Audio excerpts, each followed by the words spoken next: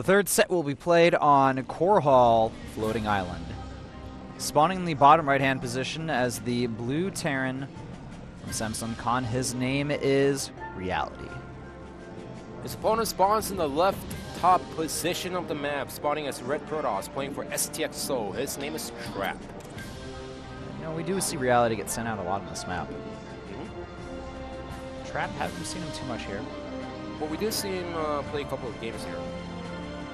Remember against Jadon? Remember? No, sorry. Two gates. Oh, now I remember. Okay, it's because it was the other spawning positions. Yeah. And this map, the beauty of it is there's two alternative starting locations, and it changes the way the map's played out. So we've seen them in this position, the top left, bottom right, so much recently. Yeah. I forgot that the map can spawn in the other positions. Now, do note that it's spawned randomly. So players have to prepare two different styles on this map. One, if you spawn in the left top and the right bottom position, and the other one being right top and the left bottom position. Now, if it's a position like this, Terran players like to play a little bit more aggressive because the air distance between the two bases is so close compared to the right top and the bottom left. Yeah, and Protoss players can take on that as well. Go for the Stargate and try to be aggressive with the Oracles. And you know what? We've actually seen a little bit of Phoenix play on this map as well. So, you know, maybe some Protoss players may opt to get a few Phoenix on the map. We'll see if that's what our STX SouL player Trap intends on doing. So far, he just wants to wall off a little bit early on in the game. Using the pylon and the gateways while also taking a double gas behind it. Yeah. It's going to go ahead and scout his opponent now. See what Reality's up to here. Reality going for a reactor add-on first. Not going to build any units beforehand. He's got his gas as well, of course. To talk about the map a little bit more, I know it's a little bit later into the season. We've been seeing this map for a long time in Proleague. Nice kiss between the SCV and the Probe. But I like the fact that they use that, you know, a little bit weird, natural, smaller choke over there. They experienced this back in Wings of Liberty before Proleague started with a 3-player map named Transistor. It just didn't work out well, but they realized, hey, we could use the concept once again, using the forced cross-spawn to make 2 different maps here and there. Yeah, I love 2 different maps within one map. I love this the concept of this map, and I was always thinking to myself, I hope that there's a map in the StarCraft map pool that one day does this. And I feel like it keeps the map fresh, or fresher, for such a much longer period of time than it normally would be. Yeah, and for some ladder players out there, yes, it's annoying to play on this map because you have to play different styles on the same map, but it keeps it fresh, and now you're gonna have this map in the map pool for a little bit longer. By the way, that's a fresh with a PH. Fresh. Oh, sorry about that. All right. Like my microphone was too close to my mouth. Well, let's hope that your breath is fresh. All right, we got 2 Reapers on the way. Nexus has just started construction, or warp in from Trap. He's also got a Stalker and Militia Core, so the Reapers, they won't be able to do too much. Yeah. In fact, Deer saw the 2 Reapers coming out, so he's going to be well fortified against this. He knows that there's something up. And look at the Stalker position. He knows where the Reaper's going to come, so he put it in a perfect position where the Reaper can't do much damage. Yeah, the Reapers are going to be annoying. Can they get any hull damage off here without dying, though? Ooh, the Mothership Core is going to move over here. May be able to kill off that SCV there, but nope. There are 4 Marines going to chase away. Oh, will they get the Mothership Core? With proper micro, it's close, but I think the Mothership Core is just going to get away there. So close. What's more important, however, is that he saved the Mothership Core without wasting any energy. Which means that if there's a small timing push coming out, hold on, we do have a proxy Stargate on the right top corner of the map. I like it, man. Proxy Stargate, why not? You can get away with it, and it's not like it's all in or anything. It's just trying to throw your opponent off, and we also have a Forge behind this. This seems to be the really popular follow-up now for Protoss players. Yeah. When they open up Stargate against the Terrans, they get the Stargate, and then they'll go for the Forge with some cannons, and this is what happens if you keep the Reapers alive. The proxies are going to get scouted. Ooh, what does he end up building there? Second pylon, because he wants to make sure the Oracle comes out before the pylon gets taken out. I think he's overestimating the DPS of the Reaper by a bit there. Yeah, well, he's just trying his best to keep the Stargate alive. All right, well, from Reality's side, we have an armory on the way. Medevac as well being constructed 2 Widow Mines. They're going to be able to easily deal with what's going on here. And look at this Phoenix production afterwards. So looks like we may see up to 3 Phoenix from Trap as well.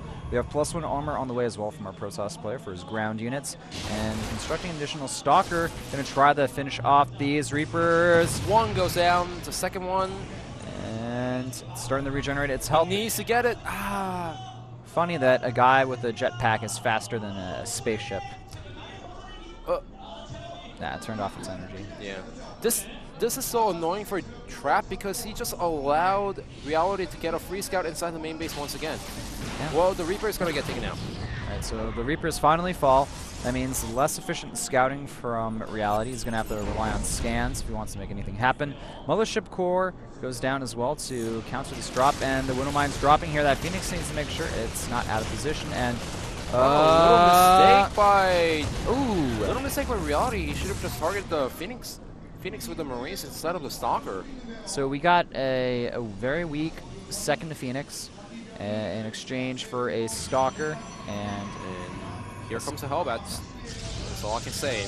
And there's no cannons at the main base or the natural right now. There's only one gateway, so he needs to use the Phoenixes and the Oracle to defend against it, but Trap, he's so lucky that he saw the medevac before the Widow Mine actually went there.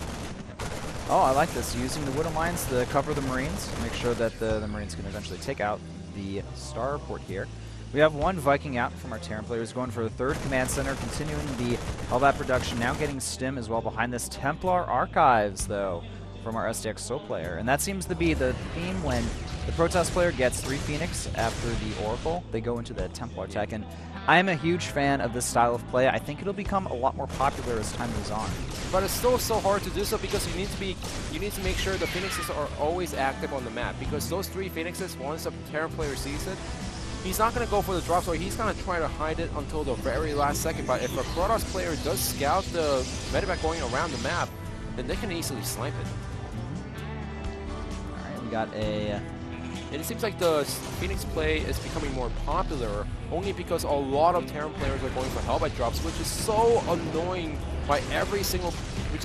considered by every single players out there. You know, Zerg players, Protoss players, even the Terran players are saying Hellbat drops are annoying. Yeah. I think 3 is the magic number in PvT for Phoenix, because there's not so many Phoenix that it's going to force your opponent to get a lot of Vikings to counter them, and you're not committing too much into the tech. You can still do a good amount of harassment with them, and they can oftentimes pick off key drops as well. Yeah, well, there is 1 medevac going towards the natural. No cannons over here, no units over here, and the Phoenixes are out of position. Uh-oh, here come the Hellbats. They're going to drop and do a lot of damage to this probe line, and we do have a reaction. Double Hellbat drop here. How many workers are going to get killed, though? Some of them getting clumped up there. And these Hellbats are eventually going to get picked off. No! Looks like they're going to get away. Where's the Phoenix? The Phoenixes should have gone for the medevac right away. Yeah, I don't know where those Phoenix are. That's a good question. But he does have charge, and the Stalkers come in there are the Phoenix. Okay, that was a little mistake by Reality. He could have saved the 2 Hellbats and go for a drop a little bit later. But think about this, 14 workers for double Hellbat with 4 Hellbats and cost up 2 medevacs. Yeah, I'd say that the still was a pretty good trade for Reality. It's 14 workers, not as big deal for the Terran player as it is for the Protoss. That's quite true. Alright, it looks like we're going to have some counter drop play from our Protoss player. Sending that War Prism across the map using the Phoenix to scout ahead. It also wants to take a 3rd base, but it will be spotted, and we have Ghost Academy on the way. The Marines over here may get picked off by those Phoenix. I think that's what's going to happen. Yeah, just destroying the rock and destroying it once again, just to make sure that his opponent does not block off Reality when he tries to defend the 3rd base. And behind this Trap, he's just gonna try to drop some zealots inside the main base, but Reality is well fortified at the natural. There is a Oracle over here gonna kill 1 SCV, and that's it. So both players are now transitioning into macro game. Reality, he still has some medevacs here and there, and Trap, he's going to go for a drop inside the main base. He needs to make sure he keeps those Phoenixes alive, because those Phoenixes are preventing Reality from going for too many drops in this game. All right, look at this instant reaction from our Terran player. The drop's going to do absolutely nothing here. One zealot gets picked off, not the biggest deal in the world, but we are starting to see Reality take a pretty solid supply advantage here, up to 144 supplies and 123. Phoenix moving in here, going to pick up a few more units. I love how active and useful the Phoenixes have been this game. 8 for 14 workers being killed, and the Terran's advantage still, but you know what? Not bad, man. Not bad, and he's keeping the Phoenix alive. That's the key point. That is the key point. See, as a Terran, if you play Terran, you see Phoenixes, now you tell himself, okay, I want to go for the medevac drops, but what if it gets caught by the Phoenix? And that's one medevac full army just getting taken out. So I'm not going to risk it at this point. And that pretty much puts Protoss in a solid position where you don't have to worry about the drops as much. Phoenix but out of those position. Phoenixes are now out of position. 1, 2, and only 1 remain. Yeah.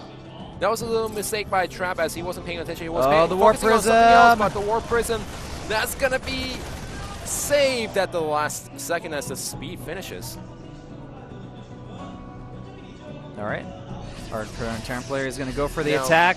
This position, I'm not too sure about the Terran player going for it because the High Templars are already out. The Storm is already there. He's well fortified in this position. Yeah, I don't think that it's a good idea for this. Oh, Oracle getting picked off by a turret. Reality is playing this very defensive at the same time. And ooh, a lot of cannons there, but that is the definition of a Doom drop. A lot of units being dropped here. Storm goes down, hits a great amount of Terran units, but you know, the probes are running away now. Is there enough from the Terran player to defend or do a good amount of damage here? I think there's just too many Protoss units, and Reality, he backs out. He should have gone for the Nexus instead of going for the units because he could have killed the Nexus. Yes, he was going to lose some units here and there, but he could have destroyed the Nexus, which hurts the Protoss player a lot in that situation. Oh, but that's at the same time. Reality going for this third base here is going to be able to pick off a lot of units, may even get the Archon. Going for another drop yet again. This time around, Trap's units are already in position to defend against this. Nexus cannon is still there, and he does eventually defend the attack at the third base, but he does lose up to 34 probes throughout the whole game. That's making a big difference here, and if we look at the supplies, 169 to 129. Reality taking a very large advantage here, just, you know, utilizing the Marine Marauder Medevac Hellbat unit composition that's becoming so popular against these Protoss players, especially the ones that go for a charge lock-centric army. Now, our Protoss player does have the +3 armor, but 2-2 is just about to complete here for Reality, and those upgrades are going to be pretty good against him. Now, this is going to be a little bit harder for Trap to come back into the game because, like you said, the loss of probes, and now Terran, as soon as he gets the Ghost out with the energy, he could just use the EMPs and go for one strong push where the Terran player will overpower with the number of units that he has. Yeah, that's going to be the biggest issue to deal with here. Also, we have 5 Ghosts in Reality's army with good EMPs. This will be a cakewalk for him, but he has to land those. Yeah, it's really crucial for Trap to get perfect storms in the main army. Good. That's a nice storm! 6 storms, 2 in a row, those dude. Just ridiculous amount of damage. And I think that, no, just not enough units. The Hellbats are just completely shredding apart the Zealots. They can weather the storm quite well. Trap now, you know, he's being chased away. The Immortal getting taken out, didn't do any damage there. You know, that was so perfect storms, and that's the only reason why Reality is not going for a push at this point. If it wasn't for the storms, the game would have been over. The storms that came from Trap did remind me of the movie The Perfect Storm. Yeah, terrible joke. You know what? It's better than nothing. It's better than nothing. All right, we got a potential charge lot run by here, but they're spotted and run away. Reality, he's almost maxed out. His opponent's only at 133 supply. At this point, we can see trading be very effective here. A few EMPs go down, as well as snipes.